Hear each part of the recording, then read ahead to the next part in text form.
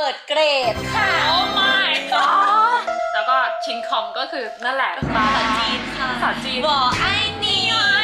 อ้บอกมา แล้วก็ ดีมาก ใช่อุ้ย ไม่ถึงวิชาเหรอ คนที่เรียนด้วย ความทรงจำที่ดีมาก ฮัลโหลสวัสดีค่ะ สวัสดีค่ะ เล่าให้ฟังนะคะมาพร้อมกับ สตรีมเพนนี่ค่ะ ค่ะ ยินดีด้วยนะเข้ากับเราให้ฟังครบรอบกี่ปีแล้วไม่รู้เหมือนกัน ไม่รู้เหมือนกัน ก็แต่ว่าคนฟอลเท่าเดิมคนซับสไครป์เท่าเดิม ดังนั้นต้องมาฟอร์มมาสับสกาย คนดูน้อยลง ได้ อย่าลืมกดไลค์กด subscribe กดแชร์นะคะ โอเค วันนี้คือเราอะกำลังจะแยกย้ายกันไปเป็นอินเทอร์แล้ว ใช่แล้ว คือจริงๆมันมีคลิปหนึ่งที่แบบอยากทำมานาน เปิดเกรดค่ะ โอ้ my god ไหนๆเรียนจบแล้วอะไรเงี้ย แล้วก็หลายคนอะคือหลังจากที่แบบเหมือนพอเราลงรูปว่าเราเรียนจบอะไรเงี้ยใช่ ก็คือมีคนแบบบอกว่ามาบอกว่าเก่งจังเลยนู่นนี่อะไรอย่างเงี้ย ซึ่งมันไม่ได้แบบขนาดนั้น คือมันก็มีแบบมีแบบได้ไม่ได้อะไรอย่างเงี้ย แล้วก็แบบคือเราเอาซิลินมาเพราะว่าเรารู้สึกว่าแบบคือถ้าเราไม่มีเพื่อนอะเราจะไม่มีทางที่ได้คะแนนที่แบบโอเคขนาดนี้ จริงมันต้องช่วยกันเรียนมา ถูก โอ้โห ต้อง เรามาเริ่มกันที่ปี1เทอม1ใส่เฟรชชี่เข้ามา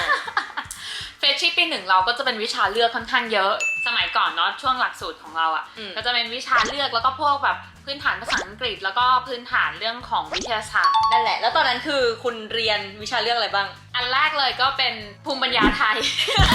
อันนี้ไปเรียนภูมิปัญญาไทยงงเพื่อชวน ชวนป้ายมีวิชาภาษาจีนป้าตอนนั้นที่เราไปลงการไปลงของอักษรเป็นจีนจำรายวิชาไม่ได้เนี่ยชื่อชัยชินคอมอ่ะแล้วก็ดีมาก ใช่อุ้ย ไม่ถึงวิชาเหรอ คนที่เรียนด้วย ความทรงจำที่ดีมากcivilization เป็นประวัติศาสตร์ อันนี้ก็จะเป็นแบบแนวประวัติศาสตร์โลกอะไรอย่างเงี้ย exercise therapy แข่งกันแบบ ลดความอ้วน แล้วนี่อะไรตัวแทนกลุ่มคือแบบว่าของเราเนี่ยนะคะเป็นวิชาที่คณะแพทย์เป็นเจ้าภาพนี่แหละเนาะ ใช่ คณะเรามันก็เลยคนเรียนเยอะอะไรเงี้ยแล้วตอนนั้นก็คือไปเรียนแล้วก็เหมือนเขาก็จะให้จับกลุ่มกันประมาณ 3-5 คนประมาณเนี้ยแล้วก็ส่งตัวแทนกลุ่มมาคนนึงเพื่อลดความอ้วนแบบเป็นตัวแทนในการดูแลสุขภาพเป็น exercise therapy เนาะ ใช่ก็คือแบบเขาจะวัดน้ำหนักแบบวัดเปอร์เซ็นต์แฟตอะไรเงี้ยตอนแบบต้นเทอมแล้วก็แบบตอนปลายเทอมลดได้แบบประมาณ 10%ลดแฟต 10% อาจารย์ก็จะมีรางวัล จะมีรางวัลแล้วเป็นยังไงคะ น้ำหนักขึ้น มันเป็นแฟตขึ้นคือแต่ตัวแทนกลุ่มแต่ละคนก็จะไปยืนช่างหน้าเวทีคนอื่นก็ลงกันคึกคักพอเราขึ้นไปตุ้มขึ้นแล้วกูแบบโอ้ my god แล้วคือมันขึ้นโปรเจคเตอร์ไงคือเราเห็นหมดเลยว่าแบบว้าวคนนี้เปอร์เซ็นต์ขึ้นเท่าไหร่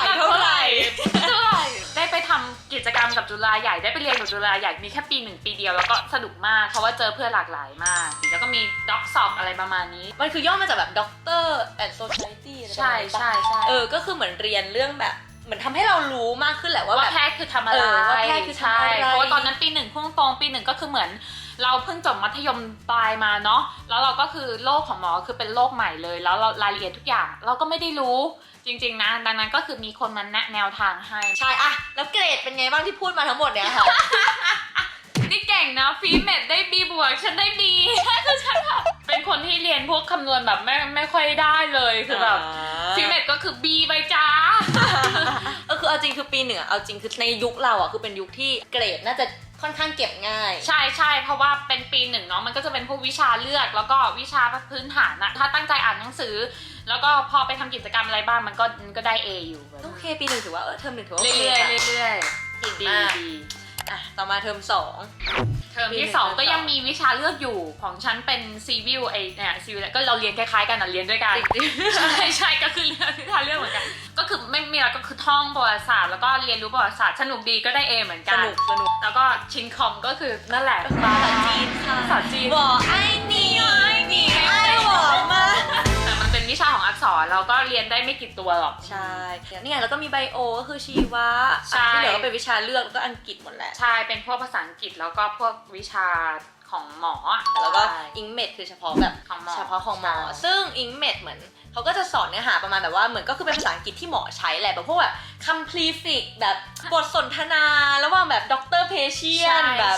คุณเป็นอะไรมาอะไรอย่าง อย่างนี้ต่อ ต่อไป มา ปี 2 เริ่มเข้าเนื้อหาแล้ว ปี ปี 2 ก็คือส่วนใหญ่เราจะเป็นเรียนเลคเชอร์เช้าแล้วก็ตอนบ่ายเป็นผ่าอาจารย์ใหญ่แรกๆเป็นของ Anatomy ก่อนก็พวกเนี้ย Musculoskeletal Respiratory ก็มีของ PCO มาด้วย Respiratory CVS ก็คือระบบ Cardiovascular หัวใจใช่หัวใจมีระบบปอดดูทั้ง Anatomy แล้วก็ทั้ง Physiology เกี่ยวกับศาสตร์นั้นๆแต่ตอนแรกก็จะเน้นพวก Anatomy ก่อนใช่ ถูกต้องปีแรกที่แบบเริ่มเรียนวิชาแพทย์จริงๆ ใช่ แล้วมันก็เนื้อหาเยอะมากจริง ซึ่งตอนนั้นเป็นไงบ้างคะเกรดในตอนนั้น ก็มี A บ้าง B บวกบ้างแล้วที่จี๊ดสุดคืออะไรวะ CVS หัวใจไง ระบบหัวใจแล้ว ต้องการคนมาดูแลไง C บวกไปเลยจ้า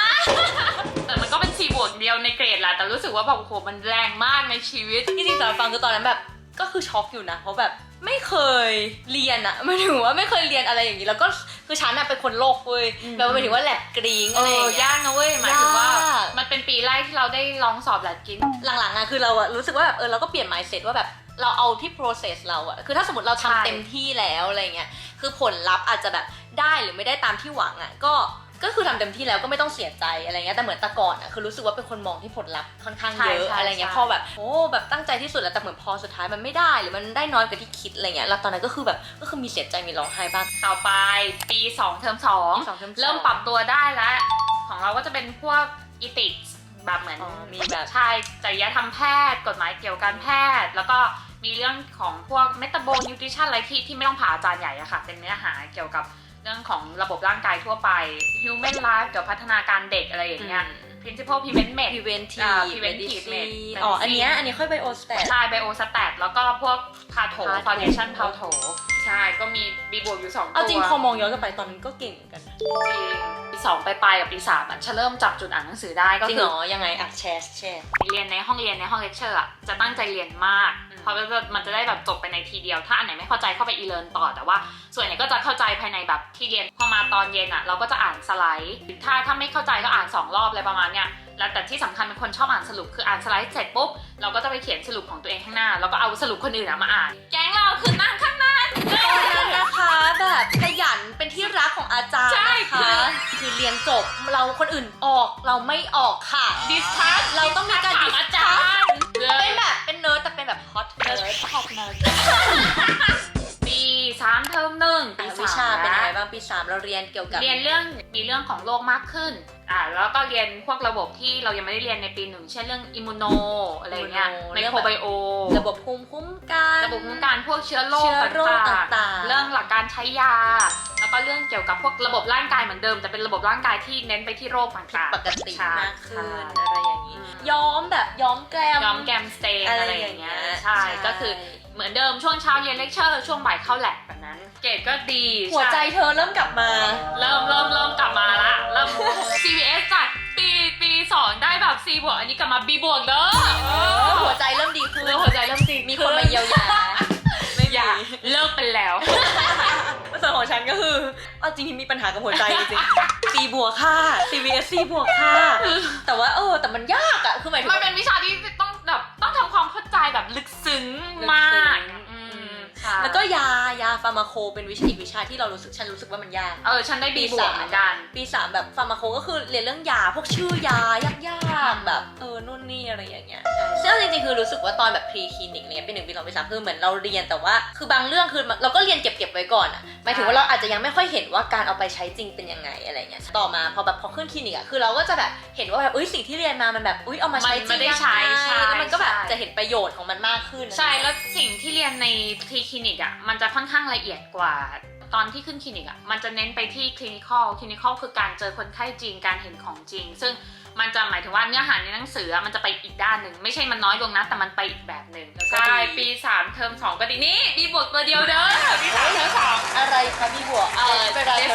พวกอะไรที่มันเป็นแบบพิซิโอเยอะๆก็จะแบบเพราะเป็นสายท่องจำไงแต่ที่จริงชีวิตจริงมันก็ต้องใช้ทั้งท่องจำและความเข้าใจนะแต่ว่าตอนเด็กๆเนาะเราก็ยังไม่ได้เจออะไรมากก็เลยแบบท่องจำเก่งแต่พอโตมาพอได้ทำงานแล้วก็เข้าใจมากขึ้นที่อาจารย์สอนพอมองย้อนไปตอนนั้นคือแบบที่เรางงๆอ่ะที่จริงเขาสอนดีมากแต่เราแบบความรู้ เราแค่ยังไม่ใช่ตอนนั้นเรายังไม่เข้าใจคือมันแค่คลิกแล้วเข้าใจมันคือจบเลยวันนี้กูยังไม่เข้าใจ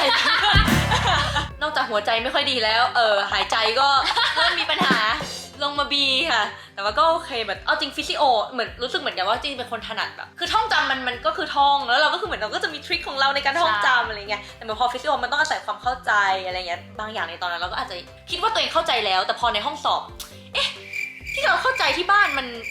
ใช่ ไม่เห็นจะเข้าใจในนี้เลย ฉันจำไซไคของฉันได้ไซไคปี3เรียนจิตเวชปี3มันจะเป็นพวกเนื้อหาจิตเวชแบบละเอียดเข้าห้องสอบไปออกมาร้องไห้พอเข้าไปรู้สึกว่าเราตอบไม่เหมือนเพื่อนพอมาเช็คคำตอบเราต้องไม่ได้ A แน่เลยอะไรเงี้ย โอ้ยต้องไม่ได้เอแน่เลยแบบโอ้ยผิดไปตั้งข้อนึงแน่ไม่ผิดไป2แล้ว ไม่คือพูดตรงๆคือมันแบบไม่ได้ต้นหมันไส้หรืออะไรแต่มันเครียดจริงๆเพราะว่ามันแบบเราคาดหวังไว้เราอ่านมาเยอะแล้วว่าคาดหวังไว้เยอะแบบอยากให้มันได้ตามที่เราหวังอย่างที่บอกมันก็เป็นเรื่องของความหวังอะเนาะผลออกมา A ก็โอเคสบายใจคุ้มค่า โอเคต่อมาเติบโตแล้ว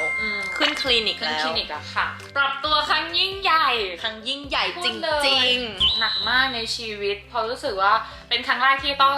ขึ้นคลินิกเริ่มแบบทำงานบนคลินิกด้วย เริ่มต้องไปลาวต้องไปอะไรอย่างนี้ร่วมกับอ่านหนังสือไปด้วยรู้สึกว่ามันหนักมากต้องสอบด้วยต้องอะไรด้วยต้องเขียนรายงานนู่นนี่นั่นแต่เหมือนเดิมแหละพอมองย้อนกลับไปไอ้แค่นี้มึงหนักเหรอ หนักไม่หนักกว่านี้อีกนะ ๆเลเวลอัพ เลเวลอัพแบบ เลเวลอัพตลอดแบบด่านนี้ว่าหนักแล้ว ใช่ แต่ว่ามันยังมีด่านต่อไปที่หนักกว่าดูเป็นการเริ่มดูคนไข้อะก็คือแบบต้องมีการแบบกับมีคนไข้แล้วก็เราก็ต้องเห็นแก่คนไข้ก่อนอะไรเงี้ยรวมถึงแบบเป็นการทำงานร่วมกับพี่ๆเยอะมากแบบเลสลี่เดนเราเจออาจารย์นู่นนี่เจอคนหลากหลาย แล้วก็แบบพี่พยาบาลอีกอะไรเงี้ยก็คือเป็นการแบบเหมือนเราไม่ใช่แค่ตัวคนเดียวแล้วอะเหมือนเราเป็นแบบต้อง การทำงานเป็นทีม แล้วก็ปี4เทอม1 เยินบอกเลยว่าเยินนะเริ่มแรกใหม่ๆเขาจะยังไม่ขึ้นคลินิกยังเป็นเรียนพวกวิชาพื้นฐานการขึ้นคลินิกก่อนเป็นเหมือนเดิมเป็นเลคเชอร์แล้วก็เรียนพื้นฐานการดูรังสีวิทยา ซึ่งอันเนี้ยได้ A ปกติก็คืออ่านหนังสือทำอะไรปกติพอเป็นขึ้นคลินิกนั่นแหละอ๋อมีบวกตรึม คืออย่างที่เห็นก็คือหลายคนอาจจะงงว่าแบบอย่างแบบ OBGYN อันเนี้ยคือแบบก็คือเป็นสูตินรีเวชนะคะมันก็จะแบ่งออกเป็นแบบ theory มี skill มี clinical อะไรเงี้ยซึ่งมันก็จะแบ่งหน่วยกิจออกมาต่างๆกันซึ่งแต่ละอันน่ะก็คือเหมือนอย่าง clinical คือเป็นคะแนนที่ได้คือมาจากการฝึกปฏิบัติงานการทำตัวของเราบนวอร์ดอะไรเงี้ยเกรดที่ได้ตอนในช่วงคลินิกคือมันจะมาจากทั้งหลายๆทางอะไรประมาณนั้นมันไม่ใช่แค่นั่งทำข้อสอบเหมือนสมัยก่อนแล้ว แต่ทำไมเรดิโอฉันได้ C บวก เอาใหม่ก็คือก่อนขึ้นปี4เหมือนกันมันก็จะมีเรียนอย่างที่บอกว่าคือเป็นแบบพื้นฐานเตรียมตัวก่อนขึ้นคลินิกอะไรอย่างเงี้ยแล้วก็จะมีเรดิโอแต่ทำไมฉันได้ C บวกเหมือนฉันจำได้ตอนนั้นคือเรดิโอมันจะเป็นสอบแบบมันเป็นภาพบรรยายแล้วก็เขียนใช่ ภาพแล้วก็เขียนอะไรเงี้ยที่จริงก็อ่านมานะแต่ว่าเหมือนตอนสอบมันผิดพลาดคือคิดว่าตัวเองน่าจะทำได้ดีกว่านี้แต่ว่ามันตอนนั้นมันผิดพลาดแบบนึกคำไม่ออกอะไรเงี้ยแต่ก็เอาเป็นว่านั่นแหละค่ะก็ตัดไปก่อนนะคะ แล้วก็มีคอมเมตตอนนั้นคือเรียนอะไรนะคอมเมต เรียนเกี่ยวกับชุมชนเวชศาสตร์ชุมชน เป็น community medicine ใช่คือที่จริงเหมือนเราต้องได้ไปออกชุมชนของเรามันเริ่มมีโควิดแล้วป่ะตอนนั้นมียังวะยังเทอม1ยังมาตอนเทอม2แล้วปี4เทอม2เป็นไงบ้างก็เริ่มปรับตัวได้แต่หลายๆอย่างก็ยังใหม่อยู่เหมือนกันเพราะว่ามันก็จะเป็นวิชาใหม่เหมือนกันขึ้นคลินิกของเด็กสูเมดเด็กสันใช่ไหมเมดก็คืออายุรศาสตร์นะหลักการทำงานอะไรหลายๆอย่างมันพอแบบพอเห็นภาพอะไรอย่างเงี้ยของเราขึ้นเป็นเด็กกับสันนะเทอม2เจนจำได้ว่าแบบตอนนั้นคือชอบเด็กมากจนกระทั่งเกรดออกแบบสกิลเพชร4 บวกคือหลายๆอย่างมันก็จะเหนือคานการควบคุมแล้วก็พอเป็นฝั่งเนี่ยความแบบจังหวะนรกมันก็จะมาเหมือนตอนนั้นก็คือเริ่มไม่ได้แบบยึดติดกับเกรดขนาดนั้นแหละสำหรับฉันนะหมายถึงว่าตอนนั้นคือฉันก็เริ่มรู้สึกว่าแบบมันผิดพลาดมันเป็นแบบโอเคมันเป็นเรื่องปกติเพราะว่าสิ่งที่เราได้คือเหมือนถึงว่าเรารู้สึกว่ามันเป็นช่วงที่เรียนมากกว่าแล้วก็แบบเป็นว่าแบบว่าเราได้ความรู้อะไรบ้างแล้วแบบตอนนั้นคือเราก็คือรู้สึกว่าตัวเองก็ตั้งใจนะในตอนเรียนอะไรเงี้ยก็โอเคสวยดีแบบมีแมวบ้างอะไรบ้าง ส่วนสันคือก็คือเริ่มเป็นช่วงโควิดจำได้ขึ้นได้ไม่กี่วันก็อาจารย์ก็มาบอกให้เก็บของกับบ้าน ก็พูดตรงๆคือมันก็เข้ากับสถานการณ์มากสุดแต่ว่ามันก็ทำให้เสียโอกาสในการดูแลคนไข้นะแต่ณจุดนั้นใครๆก็ต้องตัดสินใจแบบนั้นเพราะช่วงเป็นยุคโรคระบาดใหม่ๆใช่ช่วงนั้นยังไม่มียังไม่ได้มีการศึกษาออกมาเยอะขนาดนั้นเยอะขนาดนั้นแล้วก็ทุกอย่างคือเราต้องทำด้วยความปลอดภัยไว้ก่อนโอเคกลับมาที่ปี 5 เป็นยังไงกันบ้างคะ ปี5ของเรานะคะก็จะเป็นเรียนพวก minor ward ไม่ว่าจะเป็นเรื่องของตาหูคอจมูกเรื่องของนิติเวชเรื่องของกระดูกเรื่องของไส้ไข้จิตเวชแต่ได้ขึ้นเมดอีกรอบนึงแต่เม็ดยังตามมาค่ะจริงๆฉันชอบปี5ชอบมากเหมือนกันเป็นปีที่แบบพักผ่อนอยู่กึ่งกลางระหว่างปี4กับปี6แล้วเกรดเป็นไงบ้างรีแฮบใช่รีแฮบก็สนุกรีแฮบก็เรียนแบบกายภาพบำบัดแผลกายภาพบำบัดการใช้แบบเรียกว่าวอล์กเกอร์อะไรเงี้ยมีเครื่องมือเต็มไปหมดเลยนะรีแฮบแบบก็แกดเจ็ตเยอะเหมือนกันเครื่องแบบก็ตุนไฟฟ้าเครื่องโน่นนี่นั่นโอ้โหสุดยอดอันที่เธอประทับใจสุดน่ะฉันประทับใจอะไรเหรอฟอเรนซิกเหรอถูกต้องฟอเรนซิกประทับใจใช่เอาจริงคือประทับใจเพราะจริงๆมันเป็นขึ้นวอร์ดแรกของปี5เว้ยแล้วก็ขึ้น3วันแต่ว่าเป็น3วันที่แบบอัดแน่นมากคุณภาพมากแล้วคือมันเป็นวิชาที่แบบเกรดแบบออกช้าสุดในเทอมนะเราก็แบบคาดหวังแหละคือแบบอันอื่นมันก็แบบมาใช่ไหมแล้วก็แบบเดี๋ยวฟอเรนซิกออกมันต้องดึงเกรดเอาขึ้นแน่นอนปังแน่นอนเพราะเราจำได้ว่าเราทำได้ออกมา4 บวก 4 บวกเจอแมวเมียวเราก็งงว่าเราผิดตรงไหนเราพลาดตรงไหนแต่ว่าไม่เป็นไรแต่ว่าจริงๆค่ะฉันรู้สึกว่ามันเป็นวิชาที่ทุกคนอาจจะทำได้มั้งใช่คือถ้าผิดนิดหน่อยก็คือแน่นอนวิชาที่ไม่พูดถึงไม่ได้เมดิซีนแอมบูเมดกับโคนิกเมดของเป็นก็คือการขึ้นเมดปี5เนี่ยพุ่งตรงสนุกมากบรรยากาศมันก็จะคล้ายของปี4แต่ว่ามีเรื่องการออก OPD มาเพิ่มแล้วก็มีเรื่องกับเราเข้าใจมากขึ้นอะไรมากขึ้นก็คือแบบสนุก evidence based medicine ก็อยู่ในปี5เหมือนกันเรียนเกี่ยวกับการค้นหาข้อมูลการหา reference หรือว่าแหล่งอ้างอิงที่ถูกต้องเพราะในโลกยุคนี้ข้อมูลมันแบบเยอะมากถูกต้องใช่สิ่งที่สำคัญอ่ะไม่ใช่ความรู้แต่สิ่งที่สำคัญเนี่ยคือการเลือกแหล่งความรู้ที่น่าเชื่อถืออเนสพูดใช่ปี5ปังมากแม่เป็นวิชาที่เอาจริงคือตอนปี5ชอบสุดเลยใช่ชอบมากคือเป็นวิชาที่แบบทุกคนเพื่อนที่เรียนอ่ะบอกว่าอยากเรียนอเนสเลยเพราะได้ผ่านอเนสจริงๆนะพอผ่านอเนสทุกคนแบบอยากเรียนอเนสเราก็อยากเรียนอเนสเหมือนกันในช่วงนั้นเพราะรู้สึกว่ามันเป็นวิชาที่เขาจัดการเรียนการสอนแบบดีมากอะไรเงี้ยเหมือนแบบใส่ท่อช่วยหายใจครั้งแรกได้ลองแบบแบบใส่เส้นแบบเปิดเส้นครั้งแรกอะไรเงี้ยเลยรู้สึกว่าแบบเราทำได้นี่นาเป็นความรู้สึกนั้นถัดมาเติบโตมาอีกขั้นเพิ่งผ่านไปไม่นานปี6แล้วค่ะยินดีกับพวกเราด้วยมาถึงปีสุดท้ายแล้วคือปี6จริงๆอ่ะการเรียนการสอนมันจะแบ่งออกเป็นหลักๆเป็น3ช่วงก็คือจะมีช่วง1ก็คือเป็นช่วงวนในจุฬาก็คือจะวนสู่สันเม็ดเด็กเหมือนตอนปี4อะไรเงี้ยค่ะส่วนออโถได้ไหมสู่สันเม็ดเด็กออโถใช่แล้วก็มีช่วง elective ก็คือช่วงเราจะเลือกอะไรก็ได้แล้วแต่ความสนใจจะในจุฬานอกจุฬาก็ได้อะไรอย่างงี้แล้วก็สุดท้ายก็คือเป็นช่วงวปเวชปฏิบัติที่ทุกคนจะต้องออกต่างจังหวัด4 เดือนที่ฟังไประยองมาแล้วซีนไปไหนมานะคะไปอภัยภูเบศรค่ะก็คือโรงพยาบาลศูนย์ที่จังหวัดปราจีนบุรีมองไปอ่ะมันเร็วมากนะเว้ยแต่ว่าพอมองย้อนเฮ้ยแต่ทุกรายละเอียดมันมีรายละเอียดยิบย่อยแบบประสบการณ์อะไรเยอะมากแต่คือมันเร็วแบบเป็นปีที่รู้สึกว่าเร็วที่สุดในหมู่ปี1ถึงปี6มาเนี่ยปี6คือเร็วที่สุดมองแบบเดียวเอาเรียนจบแล้วเหรอแต่ซีลินคือเก่งมากเพราะหมายถึงว่าจริงๆอ่ะคือปี6อ่ะมันจะเป็นปีที่วุ่นวายมากมันจะเป็นปีที่แบบทุกคนเริ่มแบบจะไปต่อไหนดีจบแล้วจะแบบจะฟิกดีไหมหรือจะจับฉลากหรือจะแบบแล้วก็อาจจะต้องมีแบบการสมัครนู่นนี่อีกอะไรเงี้ยอย่างแบบซีลินเนี่ยคืออยากเรียนตา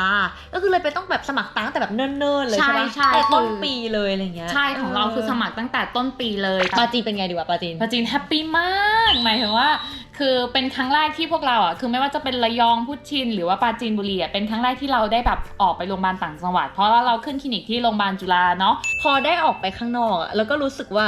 จริงๆมันเป็นประสบการณ์ที่ดีมากหมายถึงว่าแต่ละที่มันก็จะมีจุดเด่นจุดแข็งที่ต่างกันอะไรเงี้ยอย่างแบบในโรงเรียนแพทย์ก็คือต้องยอมรับว่าแบบวิชาความรู้จะแน่นแต่ว่าสกิลการได้ทำอาจจะแบบไม่ได้เท่ากับโรงพยาบาลข้างนอกเพราะว่าแบบในโรงเรียนแพทย์มันก็จะมีพี่ๆที่แบบอาจจะแบบเป็น priority กว่าอะไรเงี้ยค่ะใช่แต่ว่าเหมือนพอออกไปข้างนอกเราก็แบบเหมือนเราก็จะได้ฝึกมากขึ้นแล้วก็แบบเอาจริงคือได้เจอบรรยากาศก็คุ้มแล้วรู้สึกว่าแบบคนต่างจังหวัดมันก็จะแบบมีความน่ารักเขาแบบเวลคัมเรามากๆรู้สึกว่าแบบแบบเป็นประสบการณ์ที่ดีมากๆที่แบบได้ไปอยู่ที่นั่นเลยใช่ถูกต้องค่ะจบไปแล้ว6 ปีใช่แล้วก็อันนี้คือเกรดนะคะเกรดปี6ก็จะหน้าตาประมาณนี้ใช่ที่ฟังพวกเรามาทั้งหมดเนี่ยคืออยากจะบอกเลยว่าเกรดกับชีวิตจริงอ่ะชีวิตการทำงานจริงอ่ะมันคนละเรื่องกันเลยนะจริงก็เลยใช่คือไม่อยากให้ซีเรียสกับเกรดมากขนาดนั้นคือที่พวกเราเอามาแสดงให้ดูอ่ะก็แสดงเหรอนี่แสดง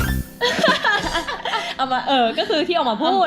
ให้ดูเนี่ยก็คือว่าอยากให้แบบหมายถึงว่ามีเรื่องมาเล่าให้ฟังกันเฉยๆแต่ว่า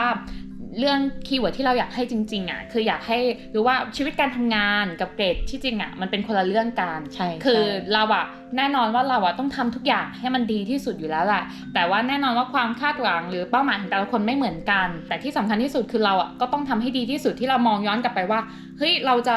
ไม่ได้เสียดายที่เราไม่พยายามนะตอนนั้นเหมือนสุดท้ายแล้วเรารู้สึกว่าเกรดมันไม่ใช่ทุกอย่างจริงๆอ่ะมันจริงๆแล้วมันคือความรู้หรือว่าแบบประสบการณ์ที่เราได้รับในแต่ละช่วงมากกว่าเกรดมันก็เป็นแค่แบบแค่ตัวเ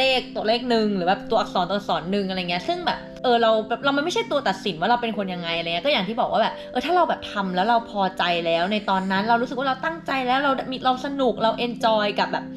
ในช่วง process นั้นอะสุดท้ายแล้ว result จะเป็นยังไงคือมันก็เป็นคนละเรื่องกันอะไรเงี้ยแค่ก็ถ้าสมมติมันดีแล้วก็ enjoy กับมันแต่ถ้าไม่ดีแล้วก็เราคงพลาดตรงนี้นะแต่ว่าก็ไม่ต้องไปจมกับมันอะไรเงี้ยทั้งอาจารย์ทั้งคณะทั้งทุกอย่างที่แบบหล่อหลอมพวกเรามาทั้งพี่ทั้งน้องทั้งเพื่อนอะคือตั้งใจให้ประสบการณ์ที่ดีตลอด6ปีที่ผ่านมามากคือพวกเราเรียนจบมาได้เนี่ยเพราะว่าความตั้งใจของทุกคนจริงๆเป็นประสบการณ์ที่ดีก็ขอบคุณทุกคนที่เกี่ยวข้องมากค่ะแล้วก็หวังว่าคลิปนี้จะเป็นกำลังใจให้ทุกคนนะคะอย่าลืมกด Subscribe ไลค์แชร์และกระดิ่งกิ้งกิ้งช่องเล่าให้ฟังนะคะขอบคุณมากเลยน่ารักบ๊ายบาย Good luck in มอ.ค่ะในสงขลาค่ะบ๊ายบาย